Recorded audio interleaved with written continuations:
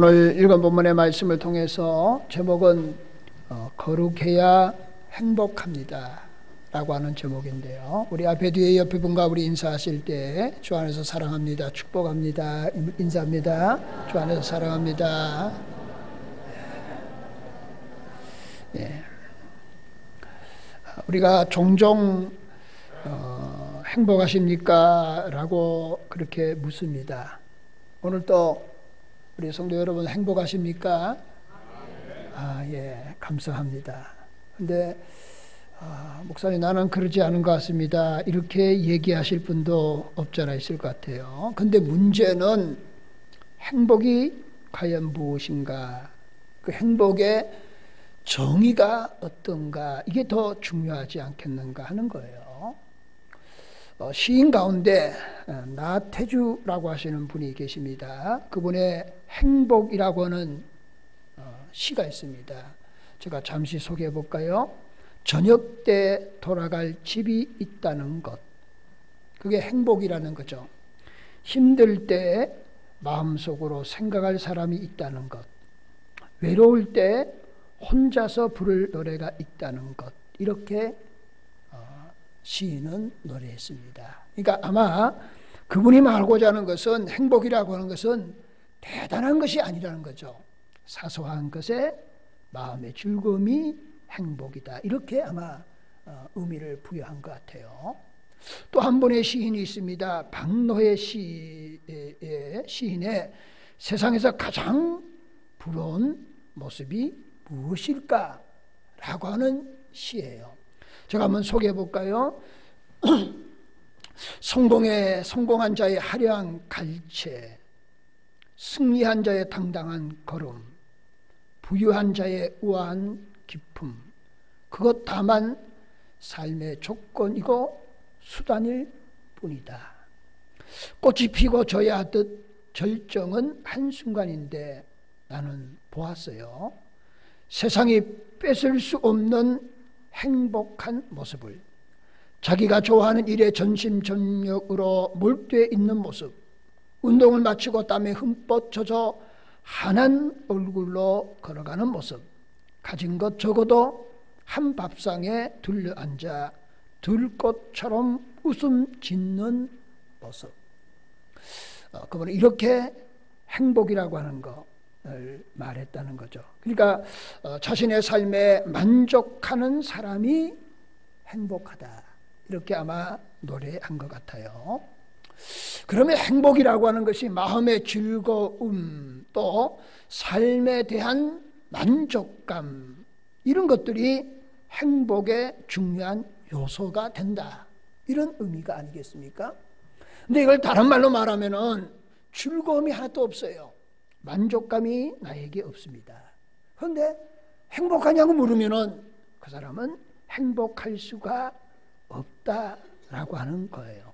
그런데 말입니다, 내 마음에 즐거움이 있습니다. 삶에 대한 만족감이 넘칩니다. 그런다고 그래서 과연 행복하냐 하는 거예요. 그런 것들이 행복의 기본이 되고 행복의 바탕이 될지는 모르지만은, 그러나 사실은 진정으로 행복할 수만은 없다는 거예요. 그래서 현대인들이 생각하는 행복의 조건은 세 가지로 구분한다고 그래요. 기분이 좋아지는 것, 그건 감정에 관한 얘기가 아니겠습니까? 그다음에 두 번째는 만족감이에요. 마음의 만족감이 넘치는 거예요. 세 번째는 자기가 원하는 것이 이루어지는 그런 소원에 관한 문제예요. 이걸 어떤 분이 컴퓨터에 입력한 거예요. 그리고 가장 행복한 사람이 누구인가라고 입력했더니 흥미로운 결과가 나왔답니다. 그게 뭐냐 그러면은 한국 사람인데요, 미국에 놀러 간 겁니다. 여러분 아시죠? 미국 라스베가스에 가면은 카지노, 이제 머신이라고 하는 기계가 있습니다. 그분이 25센트 동전을 가지고 머신을 한 겁니다. 그러다가 어느 순간에, 여러분 저는 잘 몰라서 잿팥이라고 그러는데 자그마치 100만 불 잿팥이 터진 겁니다. 요즘으로 계산하면 약 한 10억 정도 터진 거예요. 근데 그 사람이 그러니까 현대인들이 말하는 행복의 조건을 넣었더니 그 사람이 가장 행복한 사람이다 라고 나왔다는 거예요. 근데 여러분 과연 그 사람이 행복했겠는가 하는 거예요. 자기 수중에 100만 달러가 있습니다. 그래 얼마나 행복하겠습니까? 그런데 그것 때문에 그 사람은 불행한 사람이 될 수도 있다는 거예요. 여러분 강원도 정선에 가면은 카지노가 있잖아요. 여러분 카지노의 주위에 거기서 머물러 있어 사는 사람이 있다는 거예요. 왜 그 사람은 거기서 사느냐? 한번 놀러 삼아 갔다가 거기에 빠진 거예요. 집, 재산, 사업체 다 거기에 탕진한 겁니다.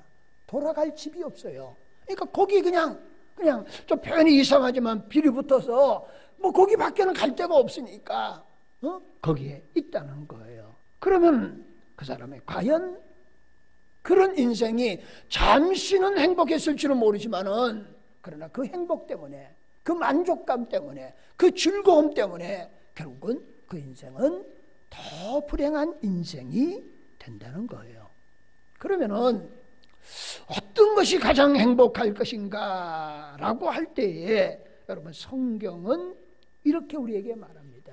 행복은 위로부터 오는 것이다. 그걸 이제 현대식으로 풀어헤치면 이런 겁니다. 행복이라고 하는 것은 어떤 세상적인 것들에 치중하면은 결과는 불행해질 수 있다는 거예요. 그런데 행복을 누리는 방법은 이런 거예요. 여러분 TV 프로 가운데 요즘은 없는 것 같은데요. 우리 아이가 달라졌어요. 혹 기억하십니까? 아이가 문제가 있어요. 근데 전문가들이 몇 주에 거쳐서 상담하고 또 숙제를 내고 그걸 하면서 개선되는 프로그램이에요. 그런데 아이를 먼저 터치하는 것이 아니라 누구를 먼저 터치하나요? 부모님이. 그러니까 부모님이 바뀌니까 아이도 자동적으로 바뀌는 결과를 우리가 보게 되는 겁니다. 그러면 이런 거예요. 세상에 어떤 즐거움, 만족감, 성취 이런 것들이 나에게 아무리 많다고 할지라도 그러나 본질적으로 내가 변하지 않으면은 그 행복은 파랑새와 같이 날아가 버린다는 거예요. 그러면 진정으로 행복하기 원한다면은 내가 먼저 달라져야 된다는 거예요. 내 생각이 변화되어져야 된다는 겁니다. 내 행동이 바꾸어져야 되는 겁니다. 그래서 가치관이 바뀌고 사람이 달라질 때에 그 사람은 진정으로 행복한 사람이 될 수 있다는 거예요. 여러분 이 땅을 살아가는 저와 여러분들 다 행복하기를 원하기 불행한 삶을 살기를 원하는 사람이 하나도 없잖아요. 그런데 우리의 주위에 행복한 사람보다는 불행한 사람들이 더 많다는 거예요. 행복을 추구하는데 행복은 점점 더 멀리 가고 내 삶의 현장에서는 불행이라고 하는 것이 나에게 더 가까이 와 있다는 거예요. 그런 입장에 볼 때에 어떤 의미에 보면은 행복하게 사는 법을 우리가 배우지 못했기 때문일 수도 있고요. 또 행복이라고 하는 씨앗을 심지 않았기 때문에 그 행복을 거둘 수가 없는 이유도 있을 것입니다. 그런데 오늘 읽은 본문의 말씀을 통해서 제목을 거룩해야 행복합니다. 행복이 도대체 뭔데 갑자기 그 행복과 거룩이라고 하는 단어를 앞서오면서 표현하고 있느냐. 오늘 거룩해야 행복합니다 라고 하는 말씀으로 함께 은혜를 나눌 수 있는 시간이 되기를 원합니다. 그 가운데 첫 번째는 믿음은 반드시 거룩해야 합니다 하는 거예요. 자, 오늘 이제 우리 로마서를 읽었는데요. 로마서를 우리가 생각하면서 그 로마서에서 여러분 행복이라고 하는 그런 중요한 말씀을 로마서에는 말하고 있다는 겁니다. 여러분, 로마서를 이렇게 구분할 수 있어요. 로마서 1장부터 로마서가 16장까지 되어져 있어요. 근데 로마서는 두 개로 이렇게 나눌 수 있습니다. 1장에서 11장까지. 그 다음에 12장부터 16장까지 이렇게 로마서를 나눌 수 있어요. 왜 로마서를 여러분 이렇게 나누어서 이렇게 주제를 썼느냐? 아주 여기에 하나님의 기가 막힌 진리가 담겨져 있다는 거예요. 자, 1장부터 11장까지는 교리적인 부분을 언급하고 있어요. 그 다음에 12장부터 16장까지는 그 교리를 어떻게 실천해야 될 것인가를 언급하고 있는 거예요. 근데 이게 다 하나가 될 때에 완성된 하나의 작품이 되는 겁니다. 그러면은 1장부터 11장까지 교리를 말하는데 그 교리의 핵심이 뭐냐 그러면은 믿음입니다. 우리가 믿음으로 구원을 받았다, 이 얘기예요. 그러면 12장부터 16장까지는 그 믿음을 어떻게 실천할 것인가에 대한 말씀이에요. 그 실천을 여러분 12장부터 16장까지는 거룩한 삶으로 완성해야 된다. 그게 거룩이라고 하는 거예요. 그러면 이런 거죠. 여러분, 우리가 믿음으로 구원을 받았습니다. 하나님의 자녀가 된 거예요. 그 믿음은 반드시 생명력이 있어요. 그 생명력인 믿음의 씨앗, 하늘의 씨앗이 내 마음속에 심겨지면은 그 믿음은 반드시 싹이 나고, 그리고 자라나고, 그리고 열매를 맺어야 됩니다. 그 열매가 뭐냐? 거룩한 삶이라는 거예요. 여러분, 내가 믿습니다 그러고 거기서 신앙이 멈춰버리면은 그 신앙은 아직도 초보의 신앙이에요. 아무리 많이 기도하고 아무리 열심히 해도 거기에 머무르 있으면 안 된다는 거예요. 믿음이 있으면은 그 믿음은 마치 생명의 씨앗 같고 하늘의 씨앗과 같은 거예요. 그 씨앗이 실천으로 옮겨져야 되는 거예요. 성장하고 자라면서 거룩한 삶을 살아가서 결국은 성화의 단계에 이르는 하나님의 자녀가 되어져야 된다 하는 거예요. 그 중간에 오늘 읽은 본문의 말씀입니다. 로마서 12장. 그러니까 11장까지 교리적인 부분을 말하고 그 다음에 실천 부분을 시작하면서 12장 1절 말씀에 이렇게 말합니다. 그러므로 라고 하는 거예요. 이게 접속사 아니겠습니까? 여러분, 그러므로 하는 의미는 이런 거죠. 앞에 있는 내용이 원인이 되고 그 원인이 된 내용 때문에 뒤에 있는 결과물을 말하는 거예요. 그러므로 형제들아, 내가 이렇게 말하는 거예요. 여러분, 21세기에 여러분 세계적인 그런 설교자 로이드 존스 목사님이 그러므로를 이렇게 해석하셨습니다. 영광스러운 그러므로이다. 그럼 이게 대단히 중요한 거예요. 그러니까 11장까지 믿음이 그게 성장해서 앞으로 아름다운 열매를 맺어가야 된다는 거예요. 그러고는 2절에 가서 이렇게 말합니다. 너희는 이 세대를 본받지 말고 변화를 받아. 오직 마음이 새롭게 함으로 변화를 받아 하나님의 선하시고 그리고 기뻐하시고 온전한 뜻이 무엇인지 구별하라. 여기서 두 가지 말씀하는 거 아니겠습니까? 변화를 받으라. 그걸 다른 말로 말하면은 너의 믿음이 성장해야 한다 하는 거예요. 그리고 그 믿음의 열매가 뭐냐? 거룩한 삶, 거룩한 열매를 맺어야 된다 하는 겁니다. 여러분, 우리가 구원을 받았습니다. 우리에게 믿음이 생겼습니다. 그 믿음은 반드시 성장해서 여러분 거룩에 도착해야 되는 줄로 믿습니다. 여러분, 어린 자녀들이 태어났어요. 근데 그대로 성장을 멈춘다면 부모의 마음이 얼마나 아프겠습니까? 어린아이는 언젠가는 성장해서 어른이 되는 거예요. 우리가 믿음으로 하나님의 자녀가 됐습니다. 믿음의 하나님의 자녀예요. 그런데 하나님의 자녀인 믿음의 자녀가 그대로 가만히 멈춰 있으면 그거는 불행한 일이에요. 여러분, 우리의 믿음은, 우리 하나님의 자녀된 우리들은 영적으로 성장해야 합니다. 그게 변화를 받는다는 거예요.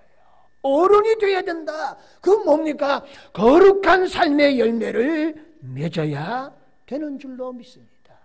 여러분, 예수님께서 이 땅에 오신 이유는 두 가지 이유가 있다고 보는 거예요.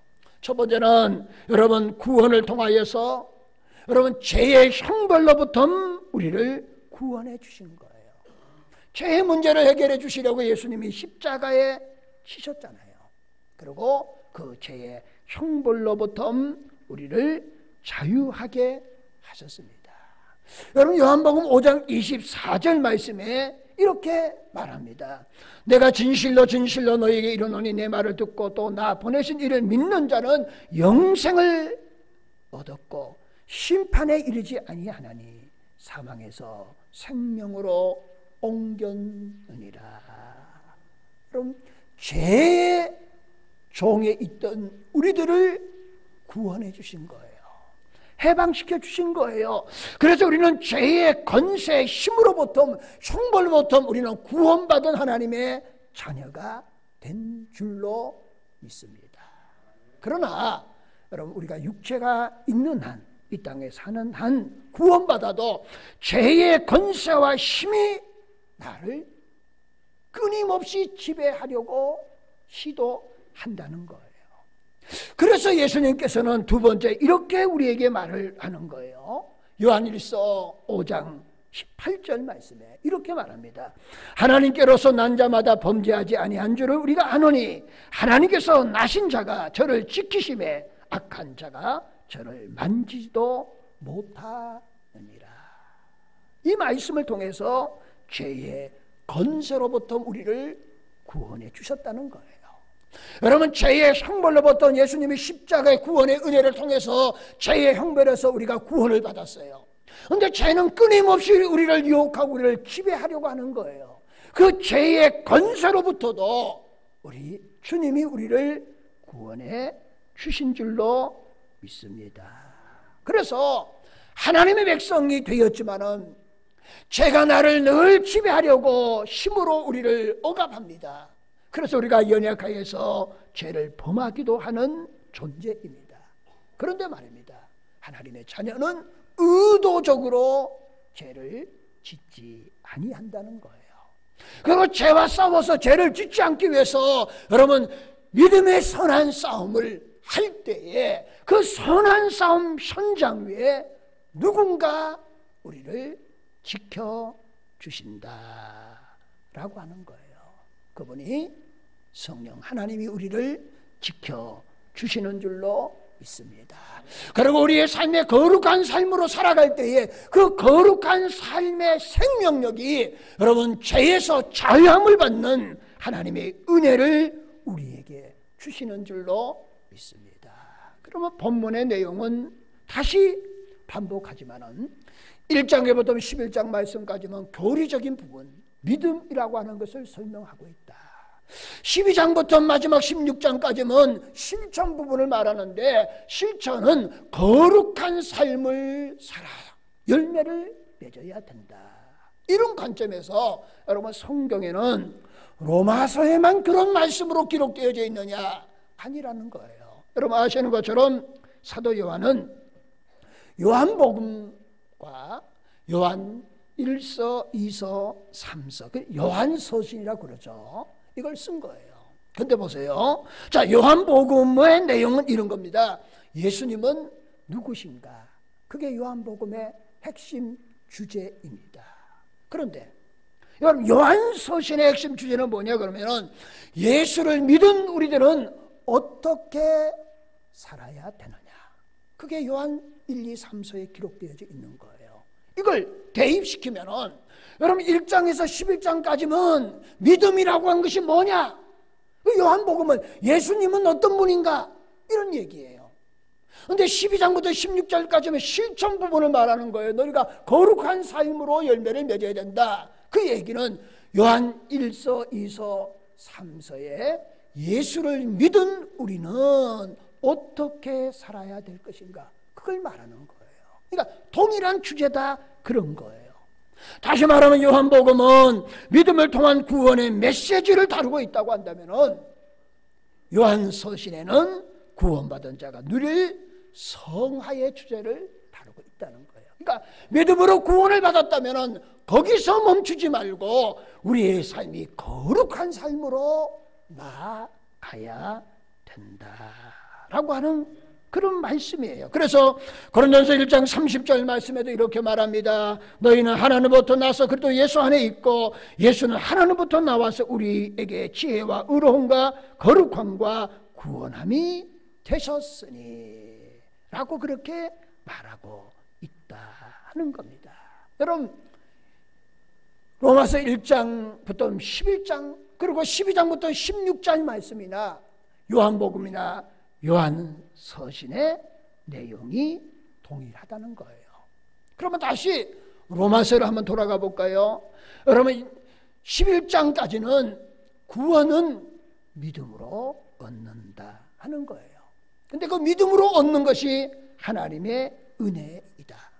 근데 그 하나님의 은혜는 구원은 어떻게 이루어지느냐? 내가 예수 그리스도를 믿는 순간에 순간적으로 구원이 이루어진다 그런 거예요. 그리고 이 땅을 살아가지만은 구원받은 사람은 천국 시민권을 가졌다. 그게 11장까지의 말씀이에요. 그러면 12장 이후의 말씀에는 어떤 말씀이라고 그러면은 구원받았기 때문에 생명의 씨앗, 하늘의 씨앗이 있는 믿음의 삶은 거룩한 삶으로 열매를 맺어 가야 된다는 거예요. 그 거룩한 삶이 내 안에 이루어져야 된다는 거예요. 구원은 순간적으로 받는 것이지만은 여러분 거룩함의 성화의 단계는 점진적으로 이루어진다는 거예요. 그 차이를 우리에게 말하는 거예요. 그래서 구원받아 하나님의 자녀가 된 믿음의 자녀들이 거룩한 삶을 살아감으로 통해서 여러분 이 땅에 살아가는 동안에 내 삶의 현장에서 우리의 가정에서 천국을 맛보아야 된다.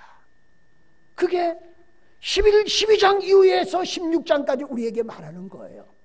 그러면 제가 말하고 있는 핵심이 다 나온 거예요. 제목을 다시 한번 설명드려 볼까요? 거룩해야 행복합니다 하는 거예요. 여러분 우리가 무엇 때문에 행복할 수 있느냐? 세상적인 즐거움, 만족, 어떤 성취감 그건 언젠가나 사라지면은 허무하게 끝나는 거예요. 그 인생은 불행해질 수밖에 없는 거예요. 여러분 그리스도인은 믿음의 씨앗, 하늘의 씨앗, 구원의 은혜를 입은 줄로 믿습니다. 여기에 멈추지 않고 정말 하나님의 백성다운 거룩한 삶으로 성화의 단계에 점진적으로 하나하나 한 단계에서 올라감으로 통해서 내가 예수를 닮아가는 삶이 되어져야 합니다. 그때 이 땅에서 내 삶의 현장에서 내 가정에서 하나님의 나라를 경험하는 거예요. 천국을 맛보는 거예요. 그 삶이 진정으로 행복한 삶이 되는 줄로 믿습니다. 그래야 거룩해야 행복한 거예요. 세상의 것들은 영원하지 않잖아요. 여러분 솔로몬의 부귀영화 다 누린 다음에 이렇게 말하잖아요. 세상의 것들은 헛되다는 거예요. 세상의 부귀영화 풀 같고 꽃 같고 그래서 언제나 마르고 시들고 떨어지는 거예요. 그러나 하나님의 나라는 영원한 줄로 믿습니다. 여러분 시편을 보세요. 다윗이 사울 왕에 의해서 어려움을 당할 때 나는 여호와만 바라보리라. 여호와만 바라보겠다는 겁니다. 그 사람들이 삶의 모든 것들을 경험한 다음에 나중에 마지막 결론이 뭐예요? 여러분 하나님만을 우러러 보겠다는 거예요. 내 삶의 현장에서 천국이 이루어질 때 거기에 진정한 행복을 누릴 수 있는 줄로 믿습니다. 그래서 여러분 거룩한 삶이라고 하는 얘기를 저는 이렇게 말하고 싶어요. 죄로부터 분리되는 것이다 하는 거예요. 그리고는 더 나아가서 하나님과 연합되는 것이다 하는 거예요. 그러니까 하나는 분리가 되고 하나는 연합이 되는 겁니다. 죄로부터 멀어지고 그리고 하나님께로 가까이 가는 것, 그게 거룩한 삶인 줄로 믿습니다. 이런 은혜가 내 삶의 현장에 넘칠 수 있기를 예수님의 이름으로 축원합니다. 두 번째는 거룩은 죄와 분리되어져야 됩니다. 첫 번째는 여러분 반드시 믿음은 거룩해져야 된다는 거예요. 두 번째로 거룩은 죄와 분리되어져야 된다는 겁니다. 2절 말씀에 이렇게 말합니다. 너희는 이 세대를 본받지 말고 오직 마음을 새롭게 되어 하나님이 선하시고 기뻐하시고 온전한 뜻이 무엇인지 분별하라. 이렇게 두 가지 대조되는 말씀이 나와요. 이 세대, 그 다음에 하나님이에요. 여러분 이 세대라고 하는 세상이라고 하는 코스모스라고 헬라어의 말입니다. 여러분 이 세대, 이 세상을 본받지 말고 그리고 너희는 하나님이 선하시고 기뻐하시고 온전한 뜻이 무엇인지를 구분하라. 그렇게 말하는 거예요. 여러분 성경의 에베소 4장 22절 말씀에 이렇게 세상에 대해서 세대에 대해서 말합니다. 유혹의 욕심, 썩어져가는 구습, 옛사람 이런 걸 말하는 거예요. 여러분 여기서부터 여러분 떠나고 본받지 않기를 축원합니다. 그리고는 하나님 앞으로 가까이 나가는 거예요. 여러분 유혹의 욕심 썩어가는 구습, 옛사람은 한마디로 말하면 죄라고 말할 수 있는 거예요. 여러분 죄로부터 떠나는 하나님의 은혜가 있기를 소망합니다. 그렇게 말하면은 목사님 죄 현장에 떠나려면 수도사 생활을 해야 될 것 같습니다. 그렇게 말해요. 여러분 수도사 생활 하라고 하는 얘기는 아니에요. 수도사를 얘기 나왔으니 제가 한번 말씀해 볼까요? 이스라엘에는 지금도 수도원이 27개가 있다고 합니다. 여러분 수도원이 생긴 탄생의 배경은 비잔틴 시대와 십자군 시대에 수도원이 생겼잖아요. 그래서 은둔 생활을 하는 겁니다. 동굴에 있기도 하고 광야의 계곡에 있기도 하고 뭐 이런 수도원이에요. 그런데 한 수도사의 고백입니다. 이렇게 그분이 고백했다는 거예요. 우리는 넘어지고 일어나고 넘어지고 일어나고 또 넘어지고 일어납니다. 이렇게 고백했다는 거예요. 여러분 수도사 생활을 한번 잠시 한번 더듬어 볼까요? 여러분 그분들이 여러분 어떤 농사를 짓거나 그런 거 하는 거 아니에요. 그냥 조그맣게 만들어 놓고 거기 은둔 생활을 합니다. 그러니까 그분의 일과는 너무나 단조로워요. 뭐 할 일이 없는 거죠.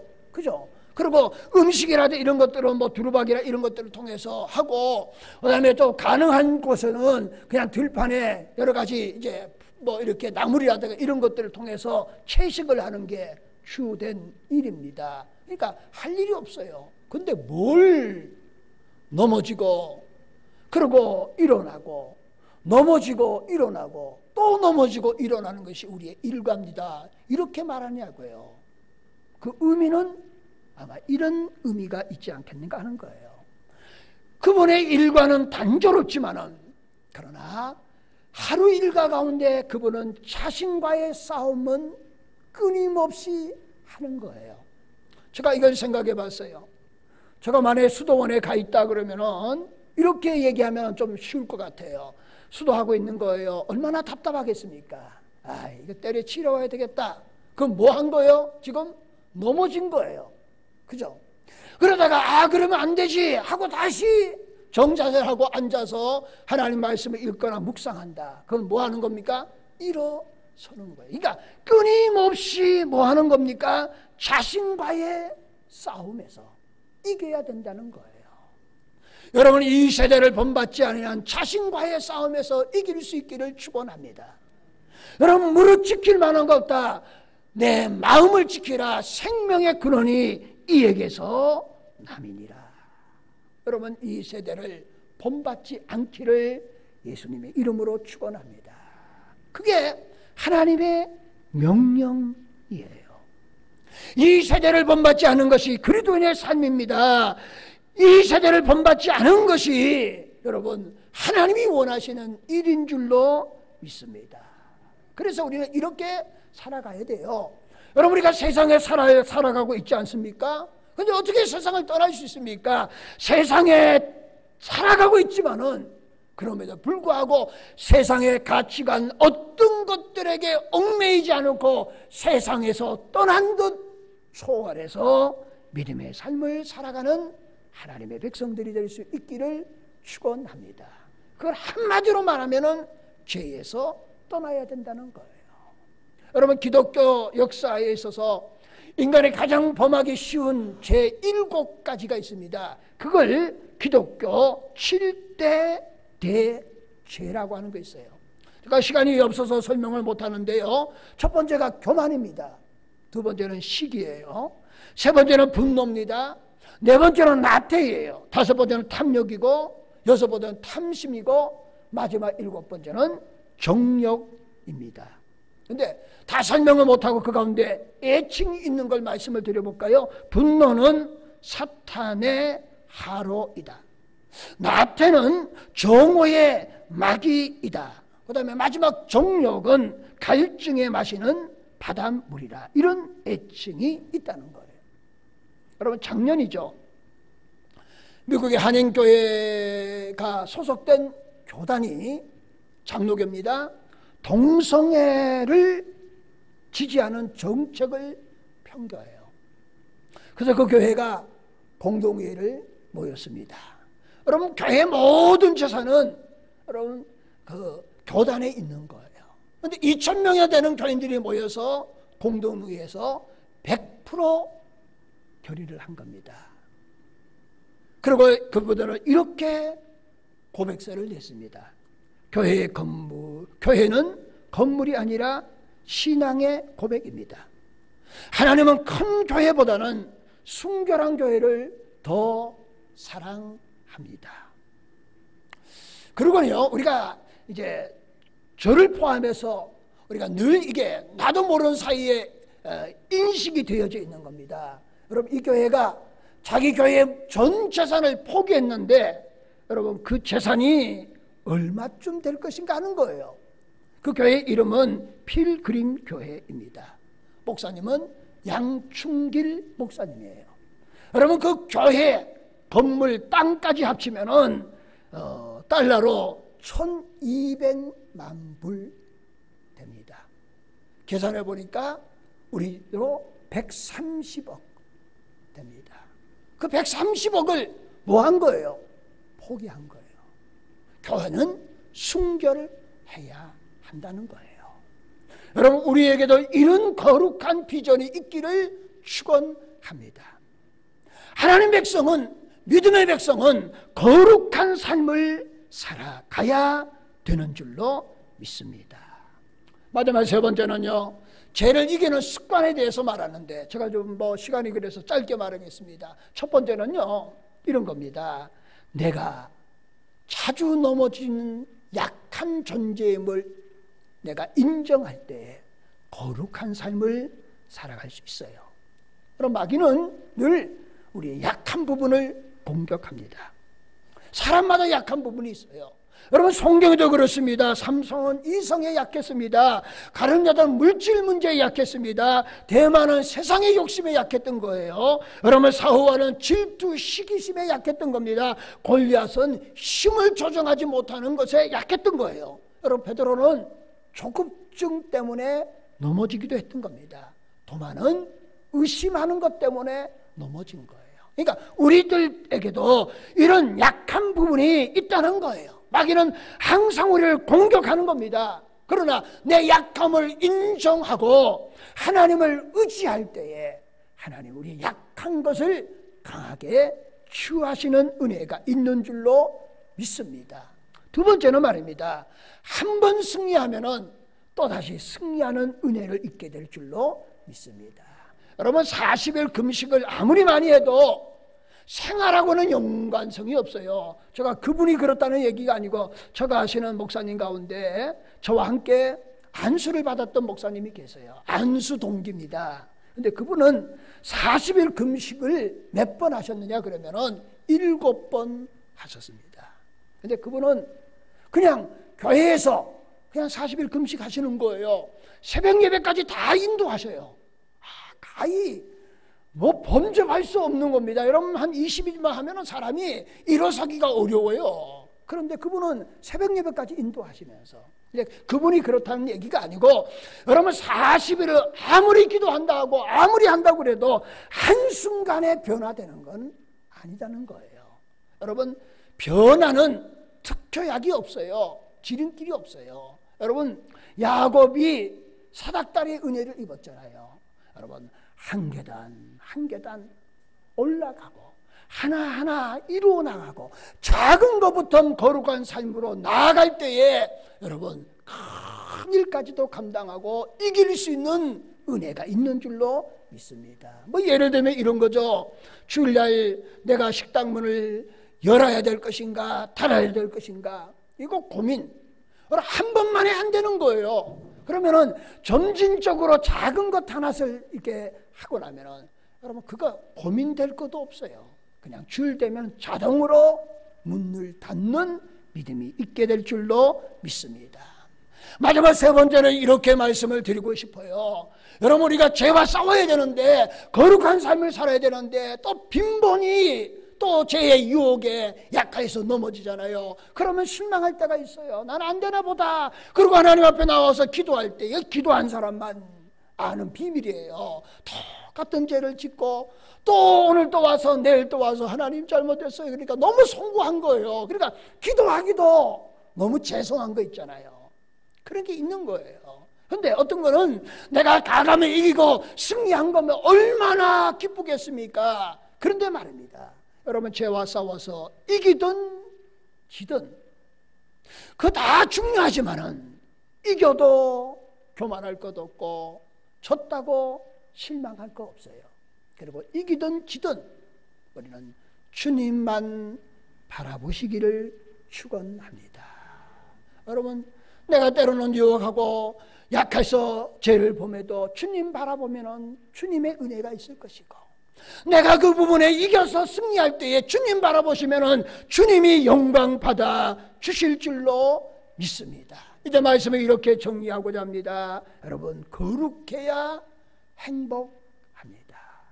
여러분 성경에 다윗 솔로몬 수많은 사람들 부귀영화 누렸던 거예요. 그러나 결국은 그 모든 것들은 다 헛되고 헛된 거예요. 우리의 믿음이 이제는 성장해야 합니다. 그 믿음의 씨앗이 내 삶의 실천으로 이루어져서 아름다운 거룩한 열매를 맺어야 되는 줄로 믿습니다. 내가 변화를 받아서 하나님의 뜻을 이루어 나가는 그런 하나님의 귀한 백성이 될 때에 내가 거룩한 삶으로 내 삶의 현장에서 하나님의 나라 천국을 맛볼 때에 그때 진정한 행복을 누릴 수 있는 줄로 믿습니다. 우리의 신앙이 여러분 그냥 교리적인 믿음에서 머물지 아니하고 내 삶의 실천을 통해서 행복한 하나님의 은혜를 맛보는 그런 저와 여러분이 다 될 수 있기를 예수님의 이름으로 축원을 드립니다. 기도합니다. 하나님, 우리들의 최고의 행복은 거룩함에 있음을 깨닫게 하여 주시옵소서. 거룩한 하나님 백성이 되어서 하나님 주시는 은혜와 행복을 누리는 귀한 백성 될 줄로 믿습니다. 감사하고 예수님의 이름으로 기도하옵나이다. 아멘.